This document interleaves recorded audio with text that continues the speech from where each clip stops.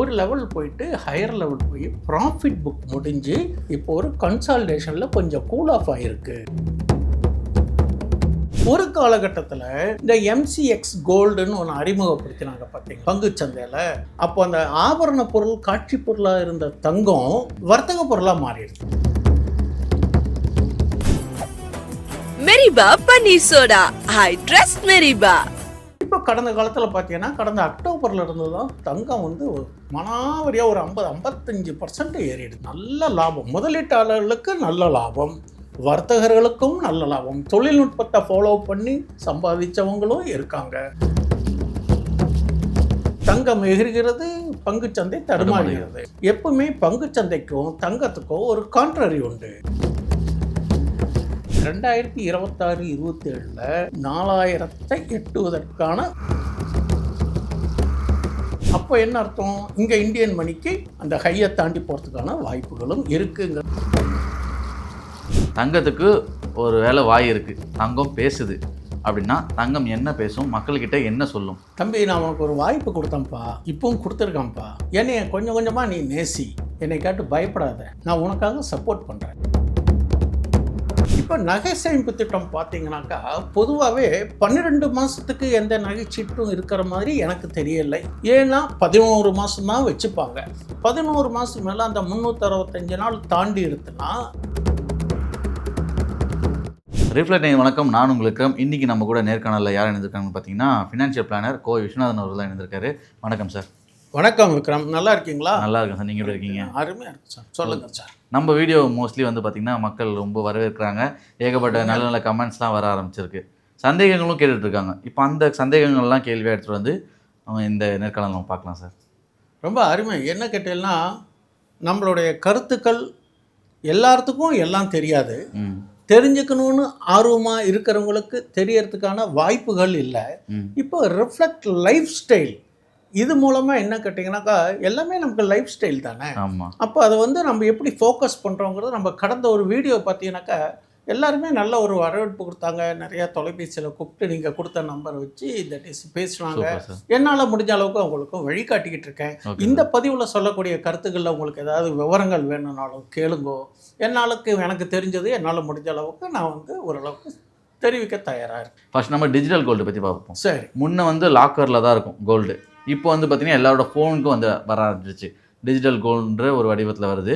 அதில் நிறையா ஸ்கேம் நடக்குது. கவர்மெண்ட்டும் சில ரூல்ஸ்லாம் போட்டிருக்காங்க. எப்படி தான் சார் அந்த டிஜிட்டல் கோல்டு வந்து சேஃபாக வச்சுக்கிறது? பொதுவாகவே தங்கம் என்பது எங்கள் காலத்திலலாம் பார்த்தீங்கன்னாக்கா ஒரு ஆபரண பொருள் தான். இன்வெஸ்ட்மெண்ட்டுங்கிறதுக்கு யாருமே தங்கம் வந்து இதை நான் வாங்கி வச்சா இவ்வளோ போகும் அவ்வளோ போகும்னு எதிர்பார்ப்புகளுடன் தங்கத்தை வாங்கலை. ஒரு எமோஷ்னலாக பார்ப்பாங்க. ஒரு தங்கம் வாங்கி வச்சா ஒரு பொண்ணுக்கு கல்யாணம் பண்ணி கொடுக்குற போது ஒரு சீர்வரிசையாக பெண்ணையும் பொண்ணையும் கொடுத்து சந்தோஷமாக அனுப்பிச்சி வைக்கிறதுங்கிறது கடந்த கால சரித்திரம். அப்புறம் அதில் கொஞ்சம் கெத்து, நீ இவ்வளோ போட்டேன் நான் இவ்வளோ போட்டேங்கிற போது தங்கத்துக்கு மதிப்பு கூடிக்கிட்டே வந்தது. ஒரு காலகட்டத்தில் இந்த எம்சிஎக்ஸ் கோல்டுன்னு ஒன்று அறிமுகப்படுத்தினாங்க பார்த்தீங்களா பங்குச்சந்தையில் பண்ணுற போது. அப்போ அந்த ஆபரண பொருள் காட்சி பொருளாக இருந்த தங்கம் வர்த்தக பொருளாக மாறிடுது. அப்போ வர்த்தக பொருளாக மாறுற போது ஒரு முதலீடாக மாறிடுது. அப்போ அந்த முதலீடாக மாறுற போது அதனுடைய ஏற்றங்கள் அதிகமாக ஆகிறதுக்கான வாய்ப்புகள் கிடைச்சது. அப்போ தங்கம் வந்து ரியலாக உபயோகப்படுத்துகிறவங்களுக்கு ஒரு குறைந்த விலையில் வாங்க முடியாதபடிக்கு அப்போ அதனுடைய ஃபீச்சர்ஸ் அண்ட் ஆப்ஷன்ஸு எம்சிஎக்ஸு அந்த குளோபல் ட்ரெண்டு இதெல்லாம் ஏறிட்டே போகிற போது என்ன ஆச்சுன்னா அந்த வாங்கும் சக்தி கொஞ்சம் கொஞ்சமாக குறைய ஆரம்பிச்சிருது. சாமானியனுக்கு தங்கம் ஒரு எட்டாக்கனியாக ஆகிடுது.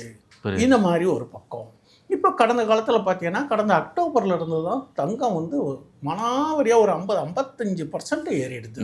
நல்ல லாபம், முதலீட்டாளர்களுக்கு நல்ல லாபம், வர்த்தகர்களுக்கும் நல்ல லாபம், தொழில்நுட்பத்தை ஃபாலோ பண்ணி சம்பாதிச்சவங்களும் இருக்காங்க, இன்னும் ஹோல்டு பண்ணுறவங்களும் இருக்காங்க. காரணம் என்ன, தங்கம் இன்னும் ஏறும் அப்படிங்கிறதுக்கு வாய்ப்புகள். இந்த பக்கம் தங்கம் ஏறிக்கிட்டு இருக்கு, பங்குச்சந்தை தடுமாறிக்கிட்டு இருக்கு. தங்கம் எகிர்கிறது, பங்குச்சந்தை தடுமாறுகிறது. எப்பவுமே பங்குச்சந்தைக்கும் தங்கத்துக்கும் ஒரு கான்ட்ரரி உண்டு.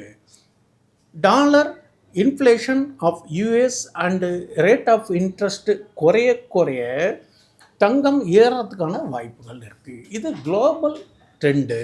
அப்போ குளோபல் ட்ரெண்டு ஒரு பக்கம் ரஷ்யா உக்ரைன் வாரும் முடிஞ்சதுமாக ஒரு அதிகாரப்பூர்வ தகவலும் வரல. அது பாட்டுக்கு நடந்துட்டு இருக்கு. யூஎஸ்னுடைய டேரிஃப் இஷ்யூ ஒரு பக்கம் இருக்குது. ரெண்டாவது ரேட் ஆஃப் இன்ட்ரெஸ்ட்டை குறைச்சிக்கிட்டே இருக்காங்க. அப்போ குறைச்சிக்கிட்டே இருக்கிற போது இந்த டாலர் மதிப்புக்கு தகுந்த மாதிரி தங்கமும் லெவலாக ஏறிக்கிட்டு இருக்கு. இப்போ இருக்கிற லெவல் என்ன கேட்டிங்கன்னா ஒரு கன்சாலிடேஷன் பேஸ்ன்னு சொல்லுவாங்க நம்ம டெக்னிக்கலாக. ஒரு லெவல் போயிட்டு ஹையர் லெவல் போய் ப்ராஃபிட் புக் முடிஞ்சு இப்போ ஒரு கன்சாலிடேஷனில் கொஞ்சம் கூல் ஆஃப் ஆகிருக்கு. இது ஒரு பக்கம் தங்கத்தினுடைய ட்ரெண்ட். ஒரு சாமானியர் இப்போது நீங்கள் கேட்டீங்க இல்லையா டிஜி கோல்டு, இப்போ சமீபத்தில் ஒரு செபி அறிவிப்பு என்ன கேட்டிங்கனாக்கா இந்த மாதிரி டிஜி கோல்டு இது மாதிரி விஷயங்கள்லாம், ஏன்னா இது not recognised by the SEBI. SEBI register பண்ணியிருக்கிற மாதிரி இருந்தால் நீங்கள் பண்ணினா அதுக்கு வந்து செபி வந்து கவனிக்கும் ஏதாவது குறைகள் இருந்தால். இது மாதிரி அன்ரெகனைஸ்டில் நீங்கள் போய் பண்ணினாக்கா செபி இதில் தலையிடுறதுக்கான வாய்ப்புகள் இல்லை. அப்போது நீங்கள் டிஜி கோல்டில் ஆன்லைனில் பண்ணி பேப்பராக வச்சுருக்கிறவங்களுக்கெல்லாம் இப்போ சற்று ஒரு விழிப்புணர்வு ஏற்றி ஒரு அறிவிப்பு கொடுத்துருக்காங்க. நல்லது. அப்போ என்ன சார் தங்கமும் என்னால் வாங்க முடியல, இந்த மாதிரி டிஜி கோல்டு வாங்கினாலும் நான் பொறுப்பு இல்லைன்னு அவங்க சொல்லிட்டாங்க, நான் என்ன தான் பண்ணுறதுன்னு ஒரு சாமானியன் இருப்பாங்க இல்லையா, அவங்களுக்கு ஒரு சந்தேகம் வரதுக்கு வாய்ப்புகள் இருக்கு இல்லையா. அப்போ இவங்கெல்லாம் என்ன பண்ணணும் அதுக்கும் அவங்க வழி சொல்லியிருக்காங்க. செபி ரிஜிஸ்டர்டு எம்சிஎக்ஸில் ரெக்கமெண்ட் பண்ண equity trader fund, gold base, அதுக்கு பதிலாக இதெல்லாம் நீங்கள் வந்து டெக்னிக்கலெல்லாம் ஃபாலோ பண்ணி நீங்கள் அதுக்கு தகுந்த மாதிரி முடிவெடுத்து உங்களுடைய சேமிப்பை உயர்த்துங்கள், முதலீட்டை பண்ணுங்கிறது அதுக்கு ஒரு மாற்று ஏற்பாடு சொல்லிட்டாங்க. நான் இதுக்கு பொறுப்பு இல்லைன்னு சொல்லிட்டு அப்படியே விடலை. ரெகக்னைஸ்டு பை செபி இருக்கிறதுக்கு பாதுகாப்பான இருக்கிறதுல உங்களுடைய முதலீட்டை செய்யுங்கள்னு சொல்லியிருக்காங்க. ஓகே சார், இதுதான் விஷயம். Okay sir. இப்போ வந்து பார்த்தீங்கன்னா கொஞ்சம் எஜுகேட்டட் பீப்புள்ஸ் அவங்களாம் வந்து மொபைலில் இந்த டிஜி கோல்டுன்னு சொல்லிட்டு சேவ் பண்ணுறாங்க. ஆனால் நார்மல் எப்பவுமே அன்றாடம் வந்து பார்த்தீங்கன்னா மிடில் கிளாஸ் ஃபேமிலியாக இருந்தாலும் சரி, பழைய காலத்துலேருந்தே நம்ம வந்து நகை சீட்டுன்னு போடுவாங்க. நம்ம அம்மாலாம் போட்டுருவாங்க. அந்த கொஞ்சம் கொஞ்சமாக மாதம் 2000 3000 போட்டுருப்பாங்க. ஆனால் அதுலேயுமே வந்து பார்த்தீங்கன்னா கண்ணுக்கு தெரியாத ஹிடன் சார்ஜஸ்ஸு, அப்புறம் சில கோல்மாலாம் நடக்குதுன்னு சொல்கிறாங்களே, அது சேஃப் தானே சார்? ஏன்னா டிஜிட்டல் கோல்டு பக்கமும் போக முடியல, அங்கேயுமே ஸ்கேமும் நடக்குது, இது நடக்குது, சீட்டு போடலாம். ஆமாம், சீட்டு போடலாம் பார்த்தா அங்கேயுமே நடக்குது. அது எது சார் கரெக்டாக இருக்கும்? இப்போது யாருமே ஒரு இலவசமாக எந்த சேவையும் யாருமே செய்யறதுக்கான இடம் இல்லை. ஏன்னு கேட்டேன்னா எதுவுமே சேவை மனப்பான்மை இல்லை, எல்லாமே வர்த்தகம்னு ஆகிடுது. நீங்கள் ஒரு இன்வெஸ்ட்மெண்ட் பாலிசியில் தானே அது போய் போடுறீங்க. சேமிப்பு பல மடங்காகி இன்வெஸ்ட்மெண்ட் ஆகி டெவலப் ஆனோம். அப்போ அதுக்கு சில சார்ஜுகள் நடைமுறைகள் இருப்பது சகஜம் தானே. அவங்களுக்கு உண்டானதை அவங்க பண்ணுறாங்க, அது தவறுன்னு சொல்ல முடியாது. இப்போ நகை சேமிப்பு திட்டம் பார்த்தீங்கன்னாக்கா பொதுவாகவே 12 மாதத்துக்கு எந்த நகைச்சீட்டும் இருக்கிற மாதிரி எனக்கு தெரியலை. ஏன்னா 11 மாதம் தான் வச்சுப்பாங்க. 11 மாதத்துக்கு மேலே அந்த 365 நாள் தாண்டி எடுத்துனா அந்த ஒரு நான் பேங்கிங் ஃபைனான்ஸ் ஆக்ட்னு சில விதிமுறைகள்லாம் இருக்குது. அப்போ அந்த 365 நாள் பண்ணால் அவங்க இன்வெஸ்ட்மெண்ட்டுக்கு டெபாசிட் வாங்கின மாதிரி ஆகிடும். அப்போ அந்த 11 மாதத்துக்குள்ளே நீங்கள் வந்து வரவு செலவு நேர் பண்ணிக்கோங்க, இல்லைன்னா புதுசாக சீட்டை ஓப்பன் பண்ணிக்கோங்க அப்படின்னு சொல்லிட்டு சில பேர் என்ன சொல்லுவாங்க, இதுக்கு உண்டான தங்கம் வேணுனாலும் வாங்கிக்கோங்க, பணம் தர மாட்டேன். அப்போ வந்து நீங்கள் பொருளாக வாங்குறப்போ நீங்கள் அவங்ககிட்ட ஒரு வியாபாரம் பண்ணுறீங்களா? அப்போ உங்களுக்கு செய்கூலி சேதாரம் இருக்கா? எல்லாமே செய்கூலி சேதாரம் உண்டு. நாட் ஓன்லி தங்கம். நீங்கள் பங்குச்சந்தையில் போய் ஒரு ஸ்டாக் வாங்கினா கூட அதில் ப்ரோக்கரேஜஸ் உண்டு, டேக்ஸஸ் உண்டு, அதெல்லாம் பார்த்து தானே நீங்கள் விலையை வாங்குவதும் விற்பதும் தீர்மானித்து அதை கழித்து கொண்டு உங்கள் லாபம் வர மாதிரி தானே நீங்கள் பிஸ்னஸ் பண்ணணும். எல்லாத்துலேயுமே இந்த மாதிரி இருக்குது. அதில் செய்கூலி சேதாரம்ன்ற சொல்கிறோம், இதில் ப்ரோக்கரேஜஸ்ஸு அப்படின்னு சொல்கிறோம். அதுலேயும் டேக்ஸ் உண்டு, இதுலேயும் டேக்ஸஸ் உண்டு. அப்போ அது மாதிரி நீங்கள் பண்ணுறது நகைச்சீட்டு போகிறபோது உங்களுக்கு அதுவுமே என்ன சொல்கிறாங்கன்னு கேட்டிங்கன்னா, நீங்கள் இப்போ கேட்டிங்களே டிஜி கோல்டு, அது மாதிரி அவங்க எதிலையான பதிவு பண்ணியிருக்காங்களா? இல்லை. அவங்க செபியில் பதிவு பண்ணிட்டு வர்த்தகம் செய்கிறாங்களா? இல்லை வேறு ஏதாவது அங்கீகரிக்கப்பட்ட அரசு துறையில் ஏதாவது பண்ணியிருக்காங்களா? அதுவும் இல்லை. இதெல்லாம் ஒரு அவங்களும் ஒரு பாதுகாப்பு நாம்ளே நினச்சிக்கிட்டு செய்கிறது.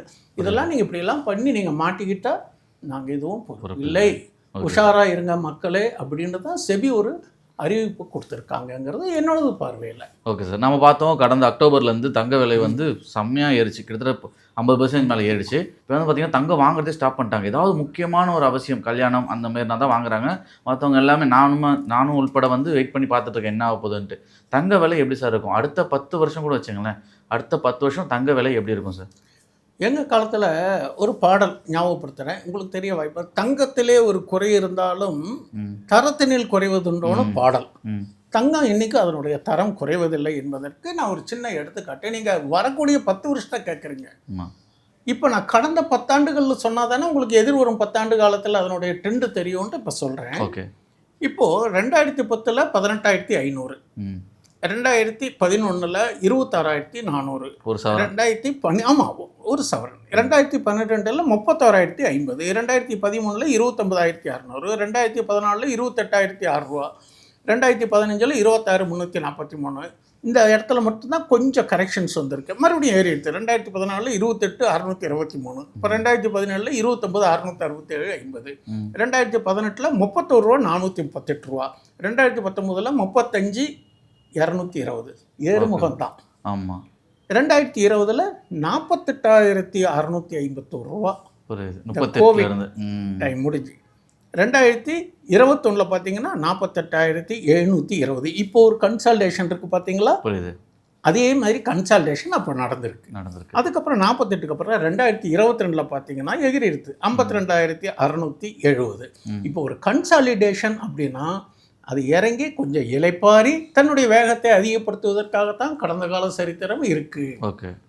ஆனால் எதிர்வருங்காலத்தில் இப்படி இருக்குமான்னு நம்ம தீர்மானிக்க முடியாது. அதுக்கும் சில விஷயங்கள் சொல்கிறேன். முன்னே வந்து பார்த்தீங்கன்னா 2,000, 2,000, 3,000 ஏறி இருக்கு வருஷம் அவ்வளோதான் இருக்கு.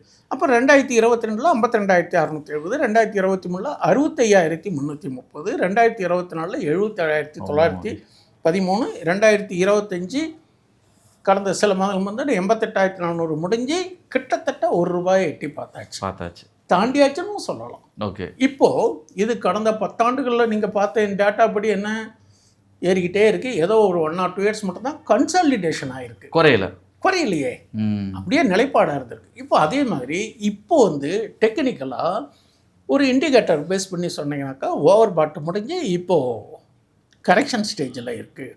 இந்த மாதிரி டயத்தில் நீங்கள் என்ன பண்ணணும் அப்படின்னு நீங்கள் கேட்டீங்க இல்லையா? அதுக்காக ஒரு சின்ன ஐடியா சொல்கிறேன். கொஞ்சம் கொஞ்சமாக தங்கம் வாங்க, தேவைக்கு வாங்குங்க. முதலீட்டுக்குன்னு வாங்குறதுங்கிறது வேறு, அது டெக்னிக்கல் பார்த்து பண்ணுவோம்.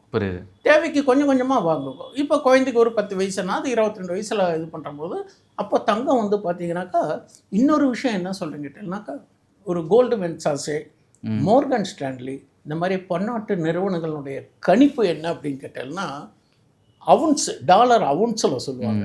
2026-27 4,000 எட்டுவதற்கான வாய்ப்புகள் இருக்கு.